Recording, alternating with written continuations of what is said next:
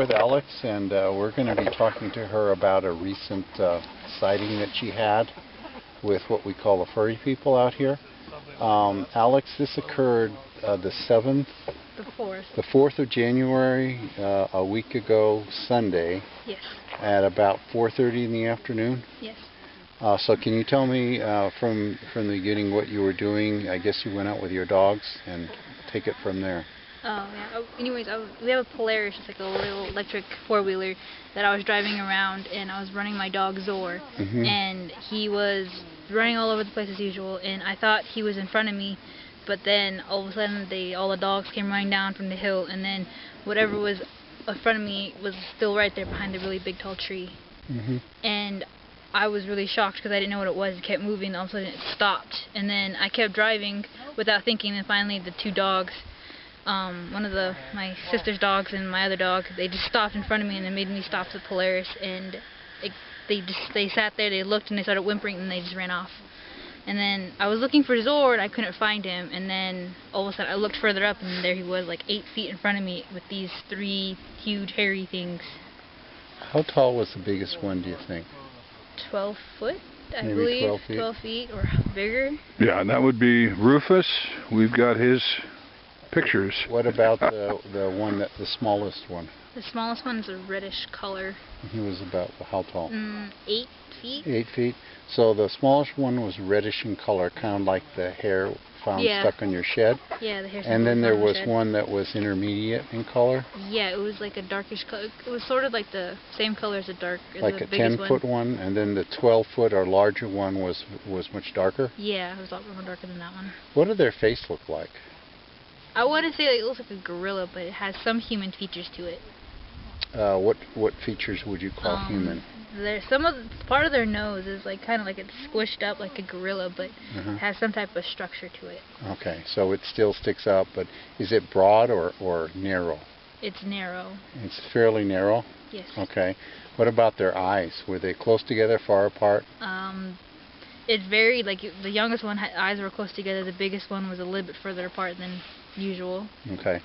The one with the reddish hair, where did the hair stop on its was there hair on its face, or was it hair that's face a different color? I didn't see any hair that matched the color of his regular hair all over the body on his face. So it was just regular, like you see his face clearly. So what color was his face? Like a darkish color. Darkish brownish? Darkish brownish, yeah. So he had a darkish brownish face, but the rest of his body was colored with the reddish hair. Yeah. Okay, and then the other two. You describe how would you describe the eyes? Well, the biggest one's eyes were like as big as my fist right here. And then it just... So could you turn that sideways? So it was about that big? Yeah. And I was mainly looking at that one. I wasn't looking at any of the other ones because that was the biggest one I saw, and I didn't know. Were they looking at you? Yeah, they're looking at me, but the youngest one bent down and started touching my dog. So your dog, how did your dog end up in front of them? He was running, and then he saw them, and then one of the, I thought it was the middle one because you could see its wide, flat teeth, and it was whistling through its teeth to Zor. And Zor came up to him? Yeah. And when Zor reached his legs, what did Zor do?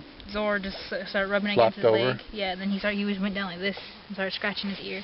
And then he just flopped? Yeah, he just flopped down and just kept like enjoying it. And as we know, they've been coming through, leaving bones for Zor, who's tied up most of the time, and they've made friends. So there's a difference between Zor and the other dogs, and the difference that we know is that Zor, having been out on the chain, they could literally approach him behind your house, and we found these tomahawk steaks or remains of T-bones that were there with Zor.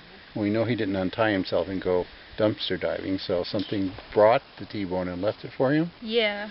How many times do you think that happened? That happened about like 3 different times. 3 different times they found bones there with him. Now when you started staring at them, how long were you staring at them, and then what caused you to turn around and head back?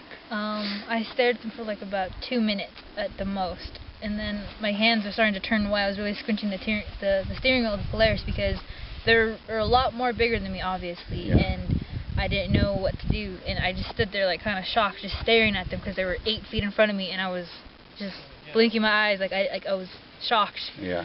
And I forgot everything, all my motor skills and everything. I couldn't even talk. I couldn't even let out a squeal. I just like froze. Were they, besides the whistle, did they make any other sounds? The youngest one grunted towards Zor when Zor came over. Grunted? What did it sound like? Can you imitate it? No. I tried a couple times and it didn't sound right. It didn't sound like it. It's really low, like that? Yeah, it just didn't sound like something a human would say. Okay, so it was grunting at Zor. Yeah. And Zor, the whole time that you were staring at them, once Zor came up to them, did Zor leave their feet, or did George just stay there with them? He just stayed there with them. The whole time. So he really is accustomed to these animals. Yeah. Okay, so then what caused you to finally decide to, where you woke your muscles up and got the thing and turned around? The youngest one, the reddish one, stopped scratching. He looked at me, and then he stood up, and then the other one, the Zor, kept moving around his leg, and he started moving, kind of stepping forward, and that's when my entire body just woke up, and I just hit the reverse and just backed out. So he started to walk, take a step in your direction, and that prompted you to turn your vehicle around and head out of there. Yeah. Now, when you left, Zor wasn't with you. No, I drove up the hill a little bit further around the bend, and then after I yelled for him, and I just kept driving. And you just said Zor, and then you just kept going. Yeah, then when I got towards my house, I stopped and looked around, and he was running after me. Then I pulled in, and I just tried looking for my mom, and I found my mom in the woodshed. And what did you tell her? I told her that I don't know what I just saw. I just saw 3 big guys, and she was like, "Who?" And she was like, she thought it was a family member at first. And then I said, "They're really." I couldn't even talk at all. I kept stuttering to her, and then she said, and after that she says, "My hairy boys," and I was like, "Yeah." Your hairy boys. Yeah. So these are Mom's hairy boys. That's what we're calling them now. So these things have been around here for a while. Do you think they live around here? Yeah. I mean, probably when I was a freshman in high school, when I used to walk up here to the ice cream rock, my mom was down here picking up juniper berries. And when I was walking up there one time towards the rocky area, there was these really huge footprints, but see, I didn't know who it was. I thought it was just like a hobo staying there with really huge feet. So I didn't really know what Bigfoot were until later on.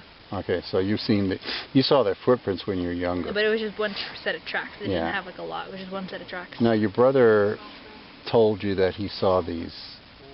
Do you recall what he said about them when he saw them? No, I don't really recall because I thought he was crazy.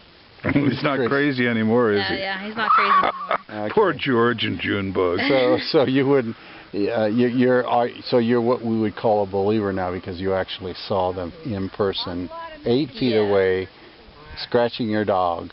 Yeah. Who was on his belly almost by their feet, and then turned around and left. So when you left, they didn't make any other noise, and you don't know what else happened. No, I just turned around and just left because I was too afraid. Like my entire body was just like, wanting to get home. Would you be afraid if you saw them again? I don't think so, because I saw them the first time. They didn't do anything. They didn't throw anything at me like they did to George and Junebug. Maybe they like you better. Probably. Well, thank you very much, Alex. Is there anything else you'd like to add to what your description of them was? No. What did their hands look like? Most of it was hairy all the way down to right here, like to their knuckles, and it looks like their fingers are really small.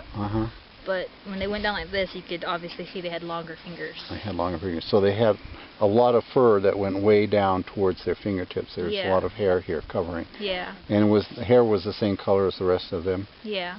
Okay. When you did see their fingers that didn't have hair on them, what color were they? They were like a darkish brown color. Darkish brown color. Yeah. All right. And so the eyes of the big one were farther apart than the younger one. Yeah. Do you think that's possibly because it was bigger, just bigger, because it grew, because its head got bigger? The head was bigger and everything else on it was a lot bigger. Now, earlier you told me that you thought that it had something we would call a forehead. Yeah, like what we would call a forehead. And and it was like you said, 2 hands high? Yeah, like probably my hands or George's hands wide. Yeah, and then what happened up here? It was just their hair color the same as their body. So the head just stopped. Yeah. pushed back like they had a mullet. Mullet. Yeah, mullet. and mullets are common out here with So do you think that they were pushing the hair back with themselves, or that was just something that happened to them when they got wet or something? Probably something that they happened to got wet because it snowed earlier that day. Oh, it had snowed. Oh, okay. So there was snow on the ground? Yeah. Was there snow so there was snow on the ground. Was there snow at their feet? Yeah, where they were standing in the bushes. Where do you think they were going? Well, when I saw them, they were walking that way. 'Cause I thought it was my dogs, and then So they were stopped. walking downhill towards your nearest river here. Probably, yeah. Probably went onto the river, but I do not know where else they would be going besides the river. All right. Well, Alex, so this today is the 11th of January, and that event, as we say, occurred in the afternoon. It was like at dusk. Yes, dusk. And we're here kind of close to the same spot, and it's about 1 o'clock in the afternoon.